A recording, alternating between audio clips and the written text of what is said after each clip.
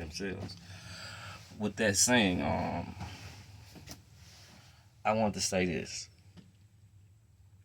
Go back to the Rampart cops. They have been known. Why I'm taking so much time to pronounce my words. They have been known to go into a lot of people's homes with unmarked warrants, forced warrants. Um, Also, just off of he say, she say, therefore warrants.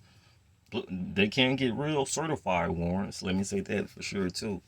Um, but all in the wrong agenda of getting something.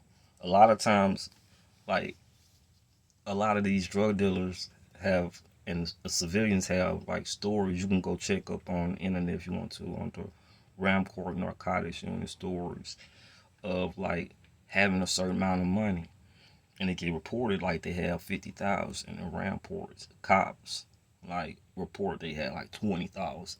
So they say, for instance, they found just a couple of thousands on you. They reported like one time this dude had like 6,000. They reported he had only 2,000. So what that mean? They took 4,000. Another situation, this guy had like 23,000. They reported he only had like 8,000. So they took like 20 some thousand, or 18,000, whatever you want to say. Another time, you know what I'm saying? Dude had 100,000. They took 50. So like I just told you that mean they took like 50,000. And this is the stuff. Dude said he had like a couple of keys, and they said he only had like one. You know, even go into all kind of stories I've seen so far, and within that realm, and I was like, whoa, so I always knew. You know what I'm saying? I got friends that's, let me just say, I don't judge anyone. I have friends I grew up with that are police officers. I cut my ties with them, but I still speak to them. I don't really speak to them. I wave. You know what I'm saying? It's like, shit, I don't got too much to say. You know what I'm saying? If I see them like in a mall or something, then I speak. You know what I'm saying? I really appreciate the law enforcement and firemen of America, our soldiers. Appreciate our soldiers that fight for us to be able to be here in this country unharmed. I said that to say this. If you go deep into what they're saying, and I'm pretty sure we're gonna have to cut the show pretty soon. I don't know how much is gonna let me run this for so long. I'm just giving you a little more details into the story of these guys.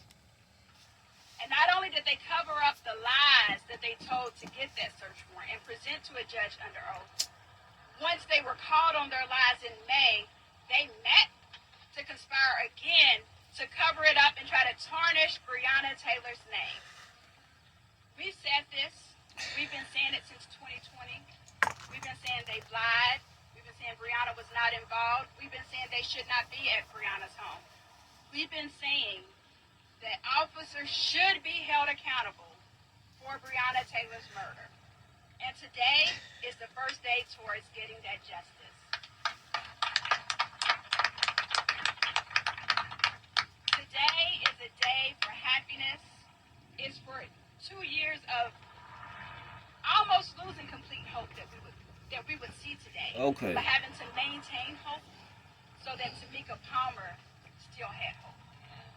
It's been a rocky 2 years for the attorneys, the community, the activists, everyone that has been involved in this case, that has known the truth about this case. But today, it's a little bit of vindication to show that our fight was righteous. Amen, amen, amen, amen. And again, it's a start. We're going to continue to fight for justice for Brianna Taylor because the 3 officers are fighting life. They were indicted today. We don't know how long that process is going to take. It's going to take the federal court system, but they were indicted. The federal government had the guts to do what Daniel Cameron did not. Amen.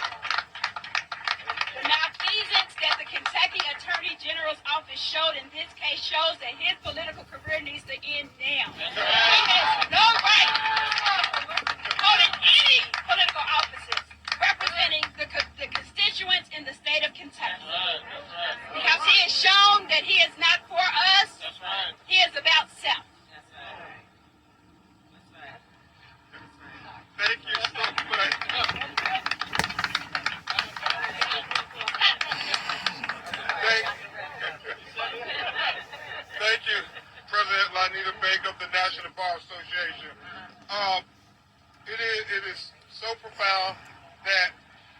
officers have been charged. And the links, as President Baker said, that the federal government went through the dot every I and crossed every T. It's not something that we have seen historically done on behalf of black people, especially black women. I can't think of a Justice Department being discommitted to civil rights since Robert Kennedy and the civil rights movement with Martin Luther King and John Lewis. So this is a historic day on every level. And you think about the fact that they have proof, I mean, overwhelming proof that these officers not just was negligently executing a no-knock warrant, but Tamika Palmer, they falsified a warrant that led to deadly consequences. Please quit hitting the damn horn. This is serious here. That is, I'm like, I'll be shocked. I'm like, come on now. I would have told the pro, hey, stop hitting that horn. But I did that to say this. I said that to say this. It's exactly what I told you. These guys can get warrants out the ass. These here, these ain't no normal cops. You know what I'm saying? You do not want to piss these guys the fuck off. You know what I'm saying? These are gangsters here. For real, I know. You know what I'm saying? Coming from a certain world, I think these guys here not to be fucked with. You know what I'm saying? They can really force warrants, like forge warrants. They can really, they don't have to forge them. They can force them. They can just say anything. If they mess with the judge like that, the judge be like, hey, like, do you have any evidence? They're like, no. This the crazy shit. They like, all right, that's what, like, you sure you gonna get something? They like it. I'm pretty sure. They like, just bring me something. You know what I'm saying? Bring me something. You know what I'm saying? Don't make me look bad on this warrant. And they get the warrant, actually with no probable cause or evidence at all. But they have some kind of sources telling them something. Whether you got some money or some dope in there. And they ain't just necessarily always coming from dope or guns, but they gonna get something. You know what I'm saying? They know you got something in there, and more likely it could be money. That led to They basically cop robbers, gangsters, drug dealer, kingpins. And knew they were like Jennifer Clark and the FBI agents who were working with the Civil Rights Division. They made a point to acknowledge that they knew they were falsifying the documents. And that is critically important because they knew that those officers would likely rely on their falsified documents, that they would likely come to Brianna's apartment and kick in the door. They knew that these falsified documents, this search warrant, would lead them to think that it was a dangerous situation, that they were going to have guns drawn, and they knew that these falsified documents were likely to lead to serious bodily injury and possibly death. And that's exactly what it did when, as the Attorney General said, Brianna was shot in the heart, and that led to her death. And so that's why we are so grateful to the Department of Justice, because they fall in. Why you should be worried about this situation. Why some people are like, oh Lord, this and that. Brianna Taylor was just a normal person. This could have happened to you if you was white, black. They, you know, the victims of Rampart cops. I'm talking about they was Asians. Like watching the documentary. I used to hear about Rampart cops working for Death Row Records, and you know I love Death Row. Suge Knight, shout out to Suge Knight, free Suge Knight, R.P. Tupac. I used to like, man, Rampart cops, they some corrupted cops. They like, no, these some different type of cops. These cops are way more corrupted than crooked. And the stories, and I started really hearing about like Houston Rampart cops, and I started going into stories about L.A. Rampart cops, Detroit Rampart cops, New Orleans Rampart cops, and I was like, whoa, like L.A. I think I said that, New York. All and the stores is freaking crazy. So with me saying that, I said that to say this, like like these guys are top of the line. Well, some people could say they're gangsters. Some people would say they're cowards in suits. Well, says you. That's what you want to say. I'm just gonna say, I think the cowards were the cowards that were scared to shoot at you. That is cool. I stand on that. Um, I hope you guys really like the journalism too, and what I really do. Understanding I aim to do to get Stella back a groove, and I'm just doing what I can do, and understand I also gave Cinderella new shoes. You need to prove this is what I do, and I want to hear listen to a little bit more because I'm just being informed on some things. I pretty much had an idea, but where the facts was a went little off on and might have where known. Daniel Cameron wouldn't go. So thank you again to the Justice Department. And now a young lady who is the queen of this movement. She is one of the leaders with Angelo and my son and Linda, who lead Until Freedom, who moved to Louisville until they were going to get justice for Brianna Taylor. And thank God, y'all can finally go home.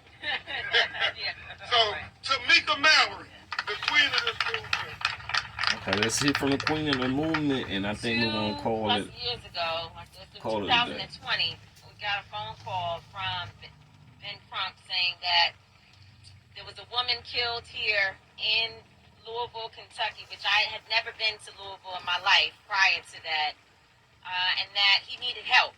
That people across the country were not talking about her, and we were trying to talking through ways to. I'm sorry, y'all. The words is very difficult to gather them today, and that's not me. So it's just a good day and a rough day all at the same time for many different reasons. So I got that phone call, and I quickly called the other co-founders of Until Freedom and say, hey, have you heard about Brianna Taylor? It was very light on the internet. A few people had tagged me and stuff, where they were saying there's a young lady in Louisville that's been killed, and she was killed, wrongfully. But there was not enough happening, and not enough people, and not enough of the types of influences that we needed to be advocating for her. And so, like we always do, whenever we are informed of these situations from Attorney Crump, who is on the front line of getting phone calls from families in the middle of the night that need help, we decided to investigate, and we couldn't investigate from home, so we came here. And upon arriving in Louisville, immediately we were told it's not Louisville. Stop saying that. Okay. It's not They Louisville. taught us to say Louisville. Louisville. We learned about people living here in this place where we're standing today. We met what has now become our family. Attorney Lillian Baker, Attorney Sam Aguiar, and of course the Palmer family. We met people that will be with us for the rest of our lives. And there's so many other faces that we could name. We also met an incredibly committed group of people who moved out of their homes. We moved from New York, and yes, that was significant. But there were people living right here in this square who were committed to justice for Brianna Taylor, and that is our Freeway family that we love and appreciate. And we could not have done what we came to do without you all, because we needed a movement on the ground here locally for us to be able to collaborate with and bring resources to, and we did that. We're proud of the work that Until Freedom committed to over these last 2 years. But more importantly, we recognize that even in this moment, where there is some form of victory, because we can all say, again, as has been said, we're not crazy. There were many people who tried to tell us that we were wasting our time. But we also acknowledge that we still have a fallen soldier that will never come back, in Brianna Taylor. We also know that Kenny Walker will never be the same.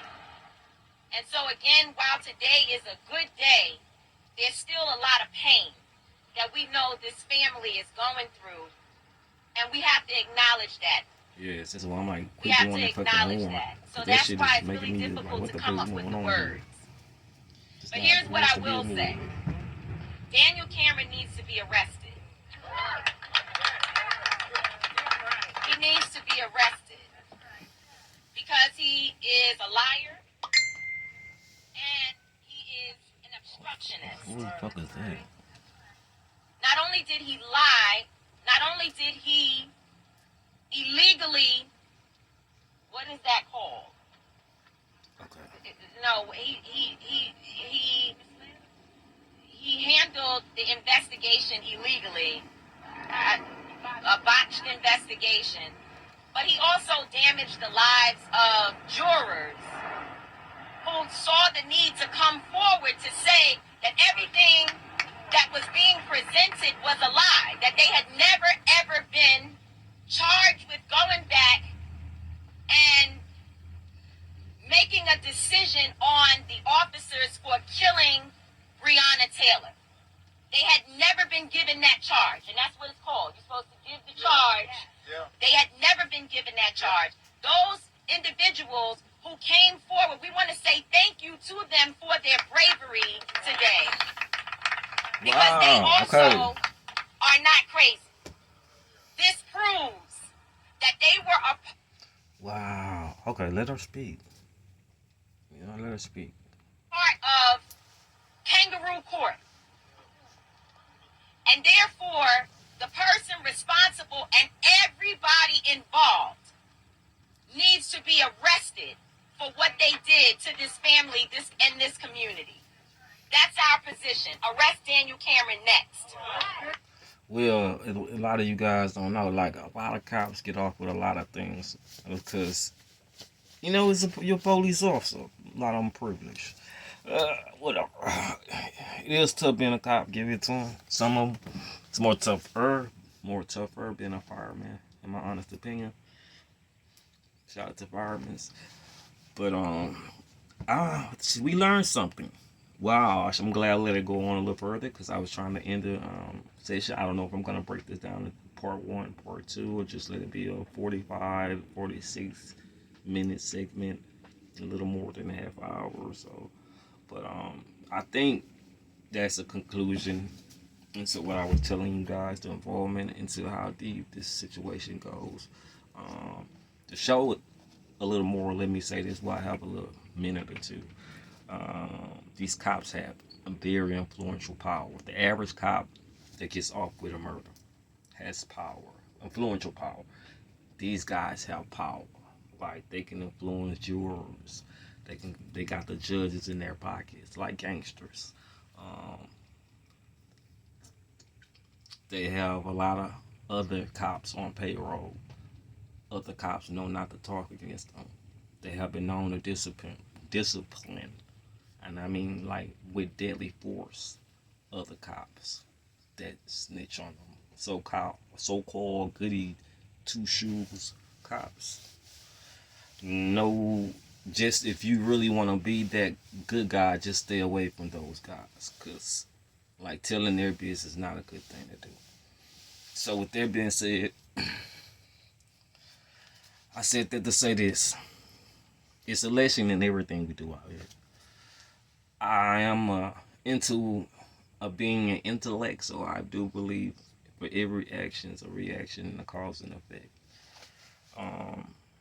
That being said, next, I hope you guys stay blessed if that's what you choose to say in your flesh.